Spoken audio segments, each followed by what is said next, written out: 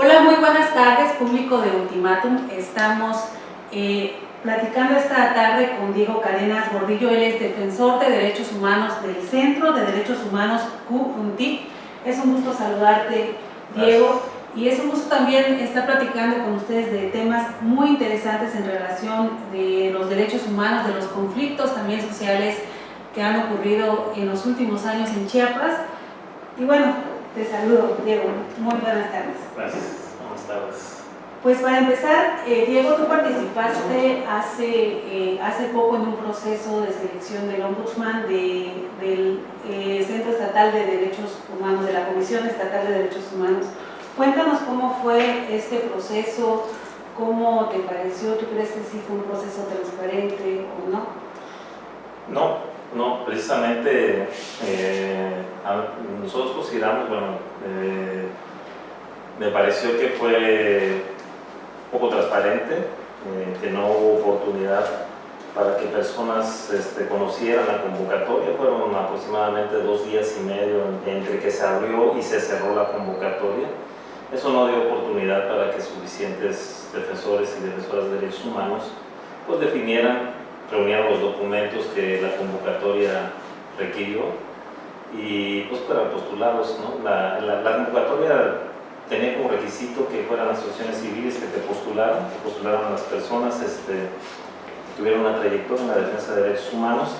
Y bueno, la convocatoria se abrió un día viernes y se cerró un día martes al mediodía, de tal manera que fue aproximadamente 2 días y medio en que tuvimos para pues encontrar una asociación civil que nos postulara. En mi caso yo fui postulado por la Asociación Civil Red Abierta, que se dedican a la promoción y defensa de derechos por la diversidad sexual, que preside el compañero Elíasar Responda. Y bueno, pues la convocatoria duró muy poco tiempo, de tal manera que eso, ¿no? Se complicó que hubiera suficiente difusión y que bueno, las asociaciones civiles postularan a las personas que pudieran cubrir esa encomienda, ¿verdad? Esa encomienda que es una responsabilidad, que es la figura del ombudsperson, ¿no? Ya hemos avanzado de aquella figura del ombudsman que era pues un concepto de origen sueco, pero que no incluyente, ¿no? Entonces, esto sucedió en muy poco tiempo y precisamente nada más acudimos 8 personas en la convocatoria. De estas 8 personas, 3 pasaron a una siguiente fase, en la cual yo fui también seleccionado. Pasamos 3 personas, el actual presidente, quien finalmente fue electo, Juan José Cepeda Bermúdez, la doctora Elia Estrada y pues tu servidor, ¿no? Diego Cadenas. ¿Cómo se realizó este proceso al interior del Congreso del Estado? ¿Sí fue un proceso, digamos, que los ciudadanos pudieron observar o fue totalmente opaco? Así es, es el término, yo creo, fue bastante opaco. Como decía antes, fueron 3 días. La convocatoria la lanzó la Comisión de Derechos Humanos del Congreso del Estado de Chiapas. Yo estuve muy atento y si bien se publicó en la página oficial del Congreso, pero también debemos de entender de que no todos están revisando a diario pues la página del Congreso del Estado. Yo sí, y la difundí por redes sociales. Y eso fue lo que permitió, porque realmente hubo una reacción de muchas organizaciones civiles de derechos humanos y muchos activistas y defensores de derechos humanos que manifestaron no estar enterados, ¿no? ¿Por qué consideras que la persona de Juan José Cepeda no reúne las características para representar este organismo? Bueno, por varias razones. Particularmente, creo que no es una persona que garantice la autonomía que requiere este oficio, ¿verdad? Que es la de defender los derechos de la población que habita el estado de Chiapas, porque tiene un vínculo muy estrecho y cercano al Poder Ejecutivo, al gobernador del estado de Chiapas, ya que no ha pasado ni un año, fue secretario de Planeación y posteriormente fue coordinador fue el coordinador de gabinete del gobernador del estado, de tal manera que tiene un vínculo muy estrecho y eso pone en duda la independencia y la autonomía hacia el gobernador del estado, tomando en cuenta que es el ejecutivo a quien el organismo público autónomo defensor de derechos humanos va a sancionar. O sea, es el ejecutivo violador de derechos humanos por autonomacia, ¿no?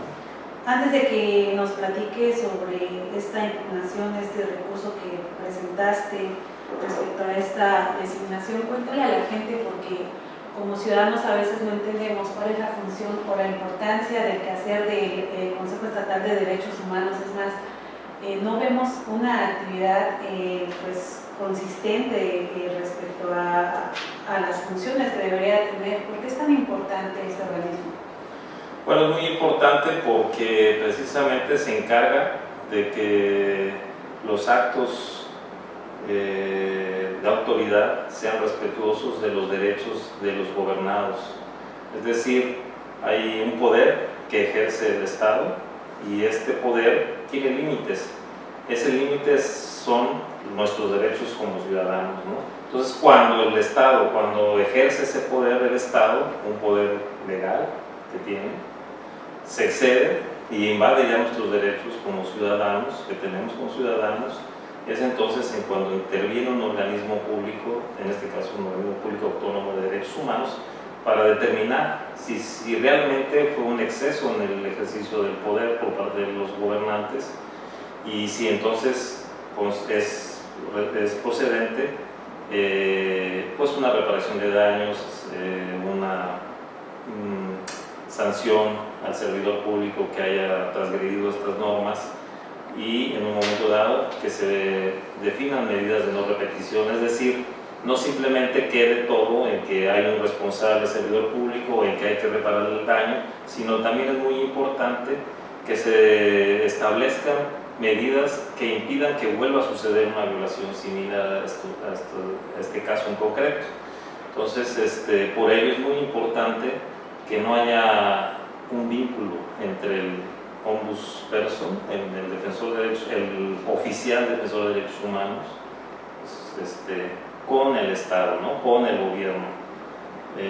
Si lo hay, pues difícilmente va a representar los intereses del ciudadano y terminará defendiendo los intereses de quien lo designó o de a quien le debe el favor de estar en ese puesto, que eso es lo que estamos impugnando, ¿no? O sea, nosotros no estamos de acuerdo con que esté una persona que mantiene una relación estrecha con el gobernador, porque eso impedirá que tenga una visión objetiva de los actos que los ciudadanos presentemos como queja en contra de actos de autoridad abusivos y no nos va a dar una garantía de que seamos representados debidamente, ¿no?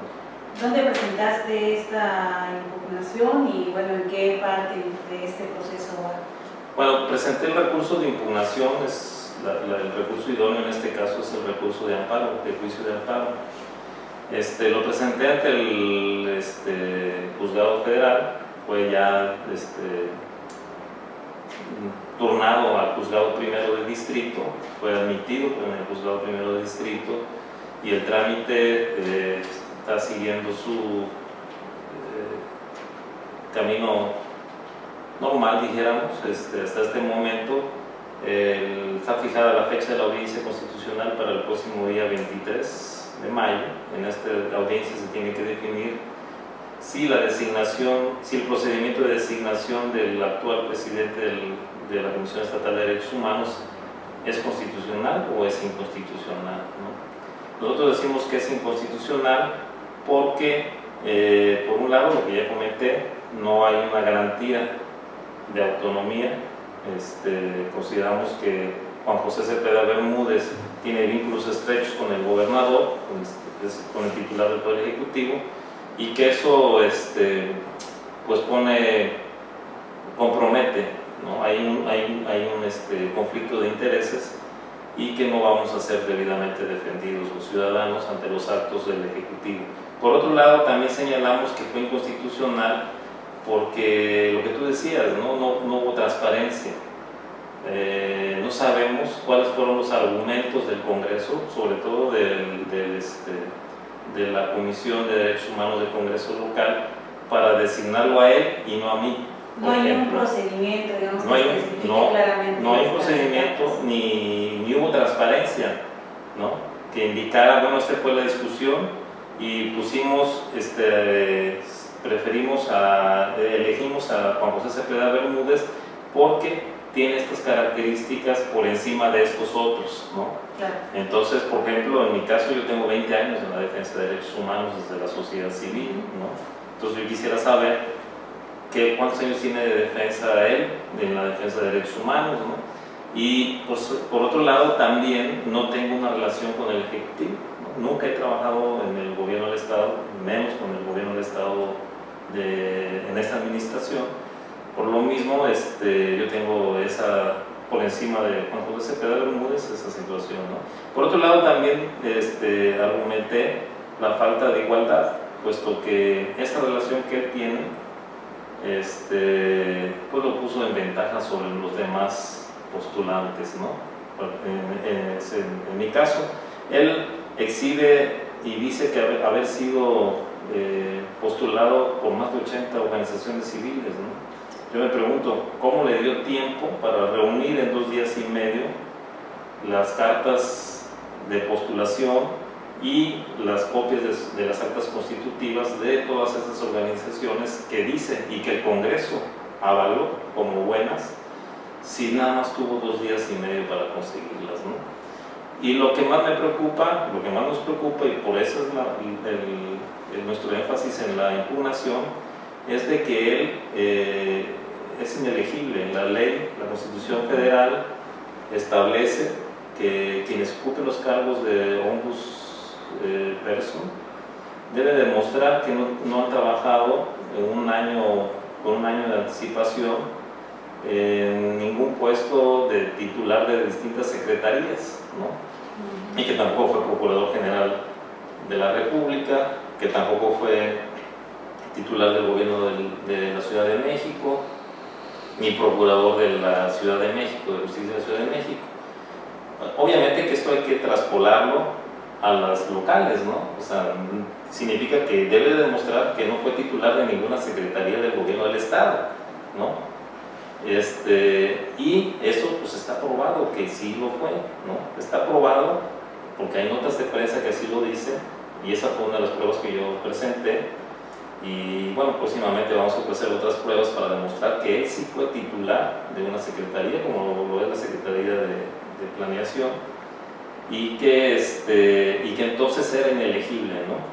Él refiere de que nunca fue titular de ninguna secretaría federal. Pues sí, pero ese es un argumento absurdo, porque pues no hay que traspolarlo a nuestra realidad local, ¿no? Hacer una comisión estatal tiene que ser, pues, es que son requisitos que estableces para la Comisión Nacional de los Derechos Humanos, ¿no?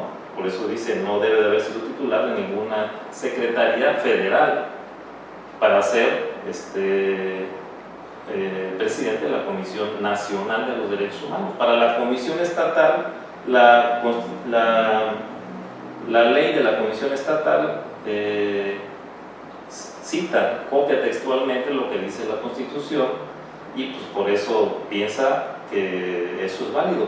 Y la impugnación que yo presenté, pues aspiro a que se vaya a la Suprema Corte de Justicia y no solo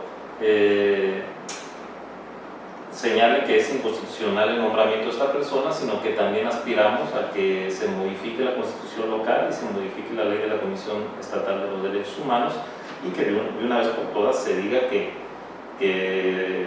no haber sido titular de una dependencia, de una secretaría del gobierno del Estado. Oye, Diego, ¿y en otros estados han presentado impugnaciones de este tipo que hayan progresado, o es la primera vez que una persona presenta un recurso de este tipo en relación a las comisiones estatales de derechos humanos?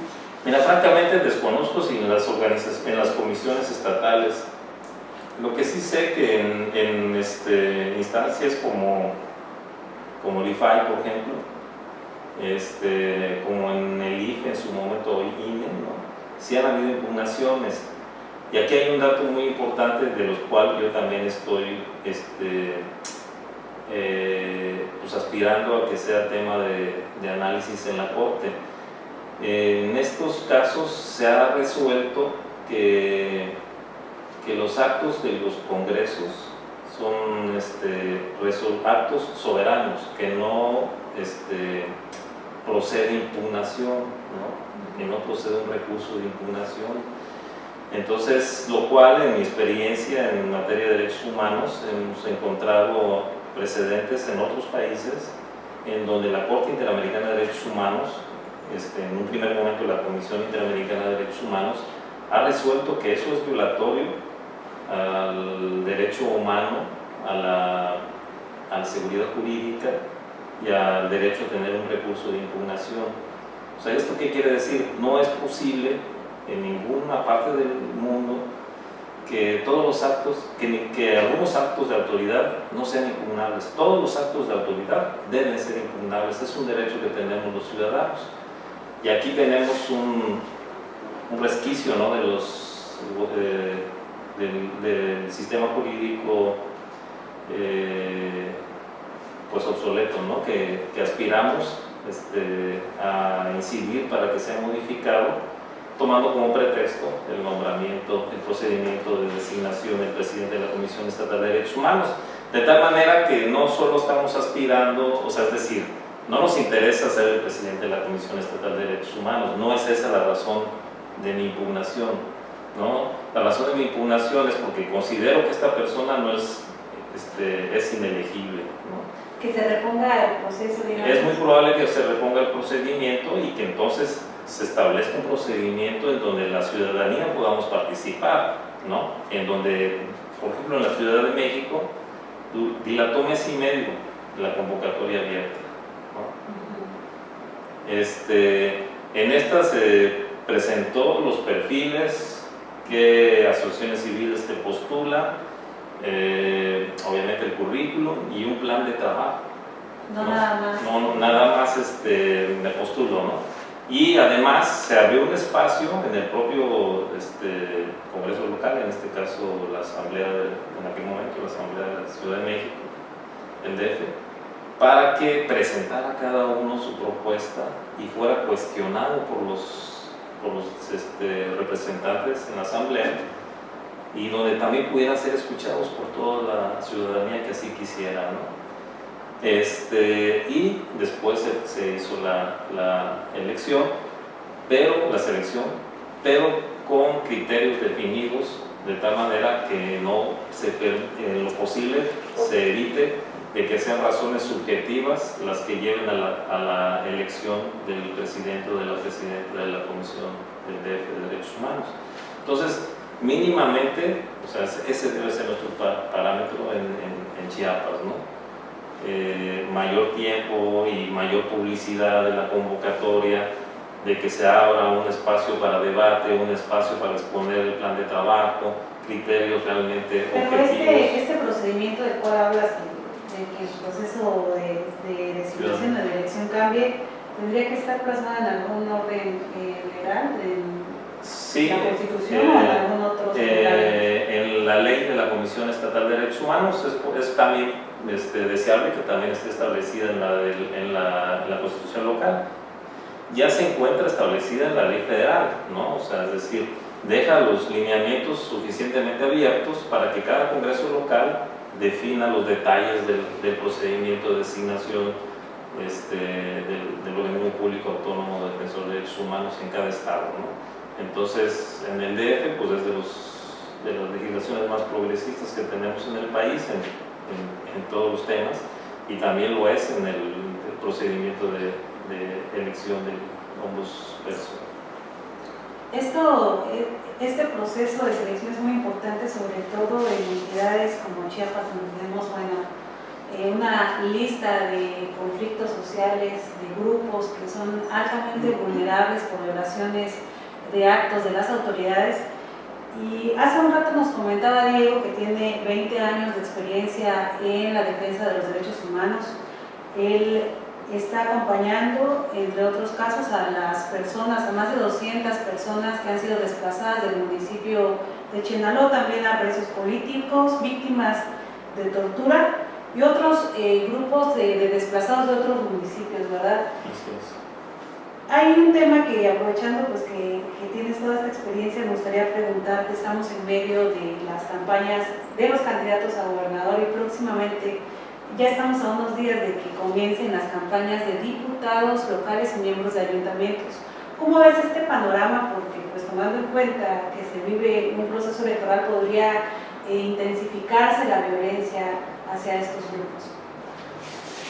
Sí, fíjate que yo creo que hay conflictos electorales no resueltos aún y que pues, se vislumbran más conflictos próximamente, ¿no? En las próximas elecciones pues son, como tú bien dices, el proceso electoral para gobernador, para diputados y para presidentes municipales, ¿no? Y pues hemos visto en nuestra experiencia de que todos estos conflictos de los partidos políticos que se suscitan en el mayor de los casos en los comités estatales, ¿no? Que están siempre dirigidos por mestizos, ¿no? por personas no indígenas, pues terminan pues dirimiéndose en los municipios de mayoría indígena o indígenas, ¿no? Pues de manera violenta, ¿no? Hemos visto, por ejemplo, el caso de Chenaló, es el más representativo, pues fueron más de 400 desplazados, se habla de más de 11 homicidios por el conflicto postelectoral. Hay 254 desplazados que aún no han podido retornar a su comunidad de origen, ni tampoco se ve la posibilidad de que pronto retornen. Entonces vemos una situación delicada, por ejemplo en Oxchuc, en el bosque, pues en el mismo Chamula, ¿no? El municipio de San Juan Chamula. Donde recordemos lo que pasó con el presidente municipal que fue asesinado, ¿no? Y bueno, situaciones de violencia que ya hay en este momento focos rojos, ¿no? De alerta, y tampoco vemos un trabajo por parte de la Secretaría General de Gobierno actual de buscar la manera de minimizar estos riesgos, ¿no? Y por el contrario, ¿no? Percibimos una situación de mérito a la función del árbitro electoral, ¿no? Que independientemente de las razones, lo que sí tenemos que notar es de que pues mientras que el proceso electoral sea más turbio, pues hay mayor riesgo de violencia en los municipios, ¿no? Y que esto lleva consigo pues muy probablemente hechos de sangre y hechos de violencia que terminen en desplazamientos forzados, ¿no? Y en sufrimiento, sobre todo de mujeres y niños y niñas, ¿no? Quienes son los que más sufren las diferencias de los hombres, ¿no? ¿Tú consideras entonces que la intervención, digamos, de autoridades de gobierno en el proceso electoral, manoseo podría provocar otros hechos de violencia? Sí, por supuesto, ¿no? Por ahí dicen que es inocente decir que prioricen la integridad física y la vida de la población cuando lo que realmente les interesa es el poder, ¿no? Pero pues sí, queremos, aunque sonemos inocentes, hacer un exhorto, ¿no? A las autoridades, pues al propio gobierno del Estado, al gobernador del Estado, al secretario general de gobierno, pues de que no abonen al divisionismo, ¿no? Incluso al órgano electoral, y a los partidos políticos, a los candidatos, a que abonen a la unidad, ¿no? A la reconciliación, y que pues alejemos pues la posibilidad de todos los actores sociales, de las diócesis, de las iglesias, a que pues sea un proceso electoral con el mejor daño hacia la población, ¿no? Lo conocemos, hemos tenido la experiencia y sabemos de que siempre hay hechos de violencia, pero realmente en este momento es bastante preocupante la situación de exacerbar la división, el cuestionar y el demeritar al órgano electoral que, pues, desde mi punto de vista, abona a la conflictividad en los municipios, ¿no?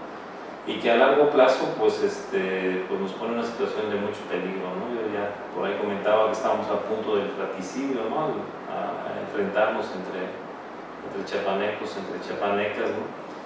Y que pues más bien hay que exhortar a todos los actores sociales y políticos a que, pues, que evitemos eso, ¿no? Y que realmente se trabaje para que las elecciones sean transparentes y pues que después a un proceso de sanar las heridas que resulten de ese proceso, ¿no? Ante lo ocurrido en 2015 y lo que ha provocado en algunos municipios, ya hay algunos grupos, por ejemplo, en Ochuc, en Chilón, si recuerdo bien, en Citalá, que han solicitado la organización de elecciones por usos y costumbres e incluso ya han iniciado los procedimientos, han presentado los requisitos que les ha solicitado el IFC para que si no en 2018, pues por lo menos en los siguientes procesos electorales se tome en cuenta este proceso. ¿Tú consideras que garantizar estos procesos de elección por usos y costumbres podría disminuir la violencia, que es una opción? Pues mira, yo creo para empezar que un derecho de los pueblos indígenas es el derecho a la autonomía, ¿no? Entonces de eso soy convencido total, ¿no? Y parte de ese derecho a la autonomía lo es el de regirse por sus propias autoridades y desde su sistema normativo, ¿no? Eso significa que pues, la justicia de todos los temas, de todas las materias, se hagan desde su propia cosmovisión y no desde una cosmovisión ajena, ¿no? Ni tampoco que su sistema normativo sea el sistema normativo dominado por un sistema occidental, ¿no? Entonces, dicho esto, lo que sí creo es que pues, errores podrán cometer, como los hemos cometido los no indígenas, ¿no? El sistema occidental, pues cacicazgos van a haber también, pues probablemente una democracia desde nuestra perspectiva, desde la perspectiva occidental, no muy pura, ¿no? O no pura, pero sí creo que es el derecho que tienen los pueblos indígenas también a elegir a sus autoridades conforme a su propia cosmovisión, ¿no? Independientemente de que se genere violencia, la violencia lo ha habido, aunque no se haya, aunque ellos no se estén decidiendo a partir de su propia cosmovisión a sus autoridades, ¿no? Entonces, pues tenemos que entender de que ellos tienen que tener un proceso, su propio proceso y cometer sus propios errores, ¿no? Y pues no somos, pues, no podemos sancionarlos y continuar viéndolos desde una perspectiva occidental, ¿no? Entonces, definitivamente yo sí creo que más allá de que si se vaya a evitar o no los hechos de violencia, sí creo que es un derecho que ellos tienen a decidir quiénes serán sus autoridades a partir de lo que se designa, se ha llamado usos y costumbres, pero que yo considero más bien el término adecuado es desde su sistema normativo propio. Oye, uno de los temas que podría contraponerse con esta implementación del sistema normativo indígena es el del derecho de las mujeres a participar de manera igualitaria en los procesos electorales. Mucho se ha dicho que pues, este sistema normativo indígena pues, no es muy respetuoso de estos derechos de las mujeres. Y tampoco, hago un paréntesis, tampoco fue un tema que tocaron los candidatos a gobernador en el primer debate, ni el tema de los indígenas ni el tema de las mujeres y cómo podría esto adecuarse. ¿Tú qué opinas? ¿Crees que estas reglas, estos principios de paridad podría implementarse en los municipios indígenas de Chiapas, esto sin dejar de respetar su derecho a la libre autodeterminación? Yo creo que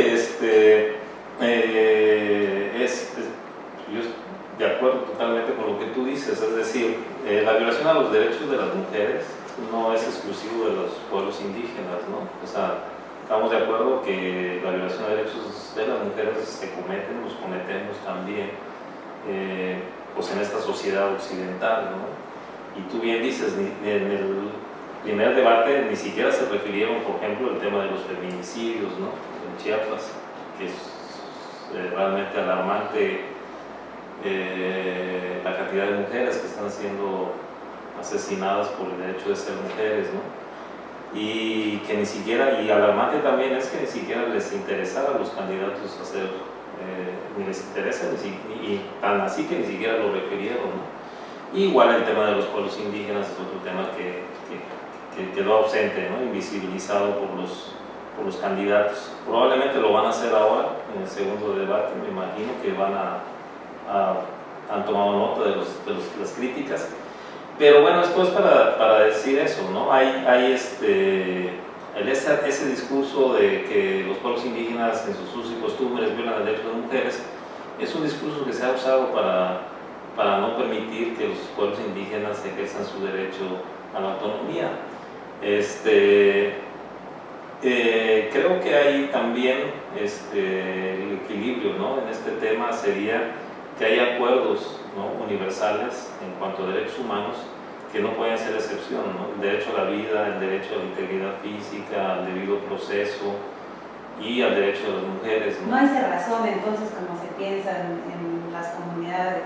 Yo creo que es probable, o sea, las comunidades indígenas, los pueblos indígenas han sido marginados, ¿no? No se les ha dado, pues hemos hablado siempre, ¿no? De los enigmáticos 500 años de resistencia, bueno, ahora ya son más, ¿no? Pero esto por decir de que se les ha mantenido en una situación que no les ha permitido el desarrollo como pueblo, ¿no? Tienen todavía que aprender, que compartir y adoptar, ¿no? O sea, los usos y costumbres o las prácticas culturales o los sistemas normativos de los pueblos indígenas pues no son estáticos, ¿no? Ni tampoco está mal el que tomen prácticas de otros pueblos, ¿no? Hay prácticas en las que la humanidad, decimos, cuando hablamos de derechos humanos, han coincidido de que se deben de respetar, ¿no? Entonces los pueblos indígenas van a estar también obligados a estos parámetros, ¿no? De que no puedes matar a nadie, ¿no? Es el derecho a la vida, el derecho a la integridad física, ¿no? Por ejemplo, el tema, pues en algunos pueblos indígenas de América, por ejemplo, se rasura a las niñas cuando tienen su primera regla, ¿no? O a los niños cuando se convierten en hombres, ¿no? Que ya pueden participar en las decisiones, se les lastima de alguna u otra manera, de algunas prácticas culturales. Esas ya han sido, por ejemplo, en Panamá, en algunos países que Colombia, donde hay legislaciones más avanzadas en cuanto a derechos de los pueblos indígenas, ya se ha establecido que eso no se puede hacer, no se puede violar el derecho a la integridad física argumentando para ello prácticas culturales de los pueblos indígenas, ¿no? Entonces eso también sucede en todo el mundo con el tema, por ejemplo, de la castración de las mujeres, ¿no? Musulmanas, entonces como práctica religiosa, ¿no? Entonces hay excepciones que van a tener que respetar los pueblos indígenas en el ejercicio de su autonomía, ¿no? Okay. Entre ellas, el respeto a los derechos de las mujeres, entre estos derechos de las mujeres, el de la participación activa en la toma de decisiones de los pueblos, ¿no? Los propios pueblos. Pues vamos a estar muy pendientes del proceso que lleva este juicio de amparo, del avance que tengas y también de otros temas a los que das acompañamiento, ¿no? Espero que no sea la última vez que platiquemos aquí en este espacio. Te agradezco mucho el tiempo. Muchas gracias. Mi nombre es Itzel Grajales, es un gusto haber estado con ustedes. Nos vemos en la próxima.